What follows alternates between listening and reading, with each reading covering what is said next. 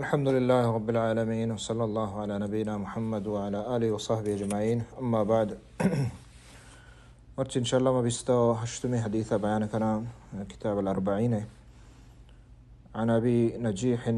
العرباز بن سارية رضي الله عنه قال: وعدنا رسول الله صلى الله عليه وسلم موعدة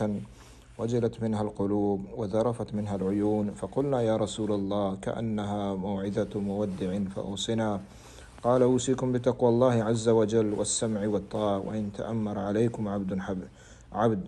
فإنه من يعيش منكم فسيرى اختلافا كثيرا، فعليكم بسنتي وسنة الخلفاء الراشدين المهديين، عضوا عليها بالنواجذ، وإياكم محدثات الأمور، فإن كل محدثة بدعة وكل بدعة ضلالة. إي حديث مبارك سنن أبو داود توقع حسته، اور سنن الترمذی ہوں حسته